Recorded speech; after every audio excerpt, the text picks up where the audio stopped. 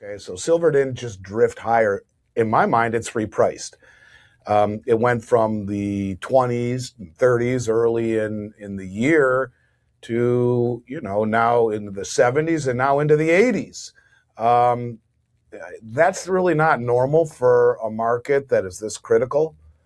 But what I would argue, Jesse, is that price suppression always ends badly, period. The move can be fast and quite disorderly. So in short, I would say the buckle up still applies, brother. To me, the risk isn't that silver goes from 80 to 70 for a minute. The risk is waking up in a market where you can't get what you want at any reasonable premium, and the price you thought you'd be able to buy it at is gone. A standard COMEX contract is 5,000 ounces silver. Gold is 100 ounces. But when you see sustained, now this is going on 15 months now, 16 months, outsized delivery demand on COMEX, what you're really watching is a fight over the real inventory, not just speculative paper positioning. In December, there was 3,706,000 ounces of gold delivered.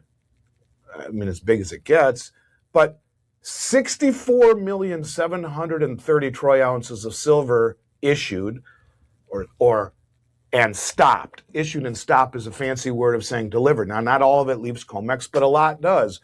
So let me ask you a question. Who the hell's got, and that's an all-time record for the month of December, who's got money to buy 65 million ounces of silver?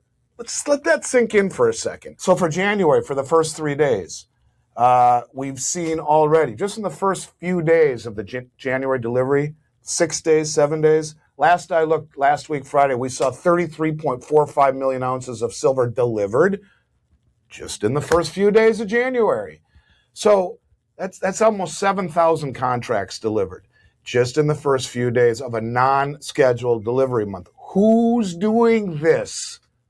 That's all that matters. We've seen a backwardation, constant backwardation, which means that there's more demand for it right now than I'm not going to trust you into the future, which is supposed to be the opposite. You're supposed to see a higher price into the future because it takes into account interest, cost of money, storage, all that stuff. No, I want it right now and I'll pay you more for it because I don't trust you that I'm going to get it. I don't care what anyone argues with me on. It is my belief 1,000% that it is the military-industrial complex of the West that needs silver for high-tech weaponry, period, that has suppressed the price.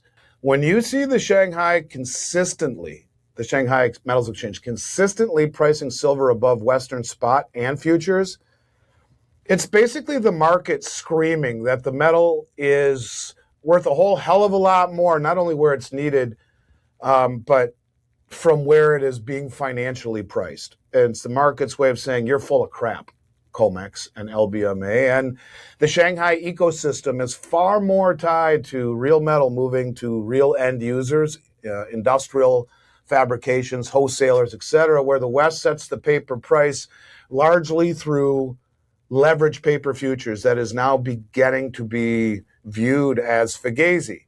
The widening spread that we see is a signal of tightness.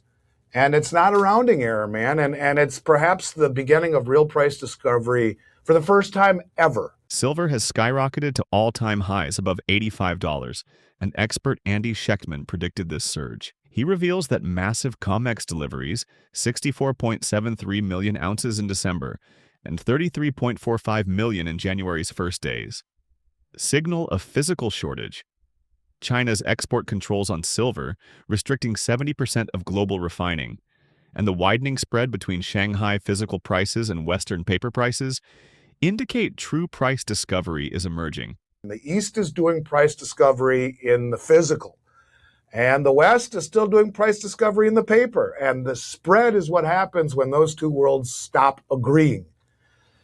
And if this continues, especially if it widens, and the early stage evidence is that it is widening, the physical market is starting to overrule or override the paper market, period. And when that dam breaks, the move often, I would think, isn't polite. First of all, China refined 70% of the doré. The Chinese Ministry of Commerce published a white list of 44 companies allowed to export silver.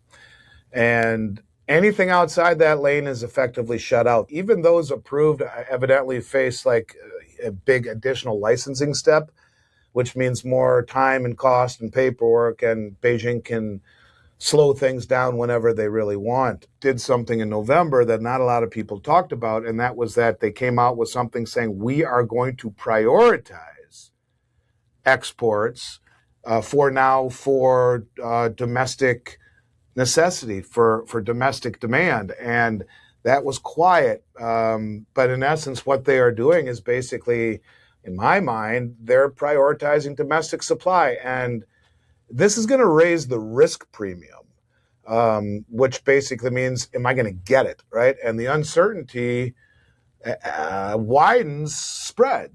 Meanwhile, the LBMA faces inventory stress with lease rates soaring to 30%. Geopolitical tensions and the potential for Fed rate cuts under political pressure add fuel to the fire.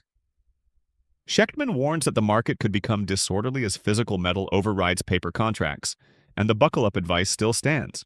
As I've been saying on your show before, China's been doing that for 2 years, going right to Mexico, the number 1 producer, China's 2, and to Peru, the number 3 producer, and buying up all their doré and concentrate, paying double what the West will, shipping it home and refining it. Well, Samsung just did that themselves.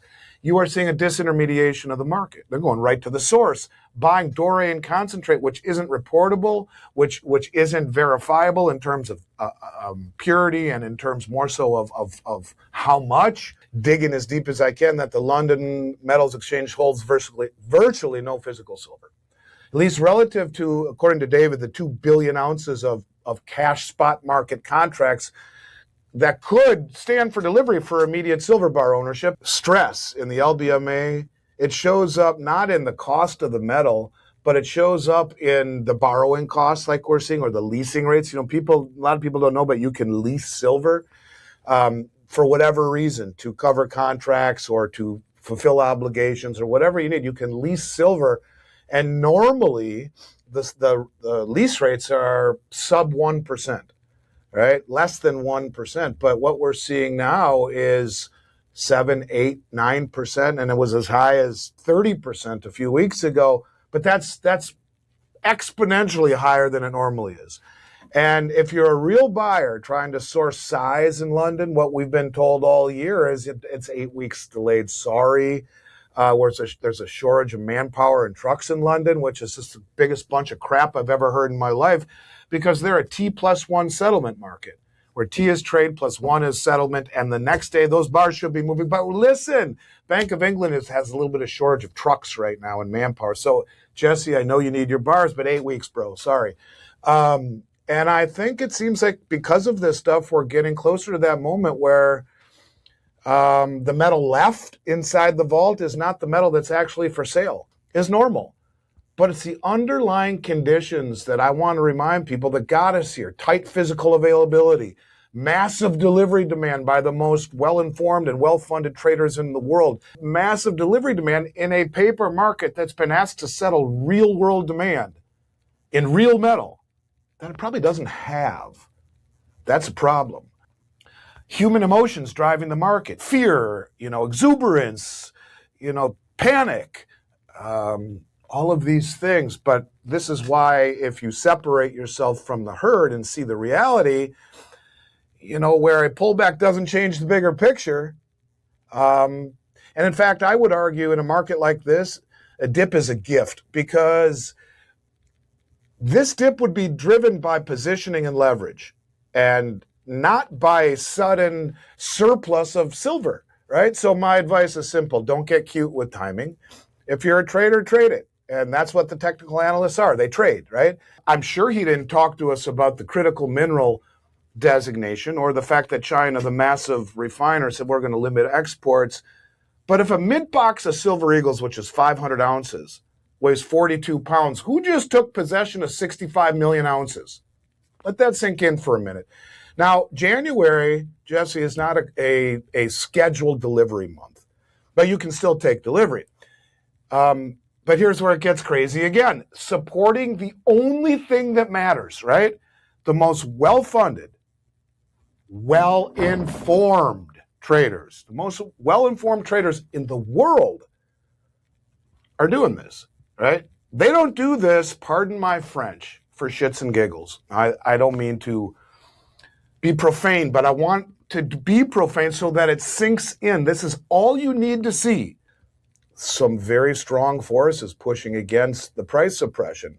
Let's talk about policy shift for one moment. You now have the U.S. moving silver into the critical mineral category. And this frames silver for national security, not just as a collectible metal or a monetary metal. Response to that, the massive choke point. China tightens the gate on refined exports. And this matters because they are responsible for 70% by most sources of refining the doré bars that come into the market, come into the West.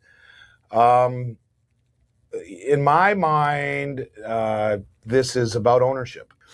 I think the takeaway for investors is the same. When a government turns a commodity into something strategic and adds another government, adds licensing friction, supply becomes more political, maybe much less available. They call that elastic.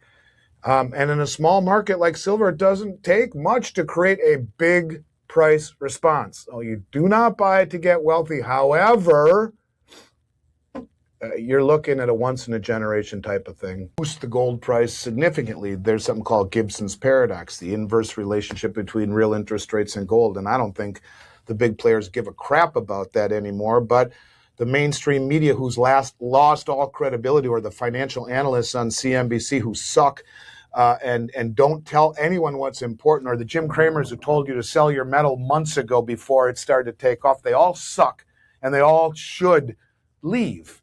Right? And you and I should take their place. At least we would speak real information. They'll be the ones saying, well, with interest rates falling, that should be the tailwind for gold. If I hear that again, I'll puke, because it really has nothing to do with it, but it will get the retail public more interested in it, because they're financial advisories who will tell them to buy GLD and SLV, who know nothing about what's happening.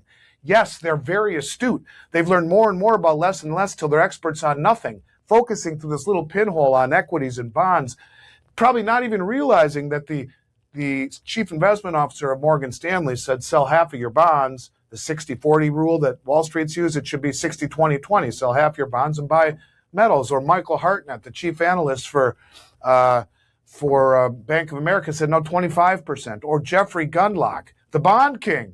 No, 25% of your assets in metals is not overbought or too much. They don't get it. But what I'm really saying is it has nothing to do with interest rates, although it will wake up the mainstream. Now, as far as Powell, and look, Goldman Sachs came out and said, if the market believes that the Fed has lost independence, gold will go to the moon. Well, I would argue the Fed lost independence a long time ago. Why? I mean, you go back through every presidency, there's some sort of back and forth, but not like we see now. But why? Who's Stephen Mirren? Stephen Mirren is the architect of the Mar-a-Lago Accord. Use military to, in essence, rule the world for a very, very, very long time. And it's not even about the price of it going too high, because it's inelastic. You need just a little bit for a very high-priced piece of military equipment, but you need it. And if the world figured out just how valuable it was, well, that would be a problem. So if the West and the military-industrial complex wants to rule the world, sell all their weapons, not just to the West, but through the NATO allies, and then continue this. And then, of course, when you see countries getting blown up with said missiles, who gets the reconstruction contracts very often? Well, it's BlackRock, which is a military-industrial complex.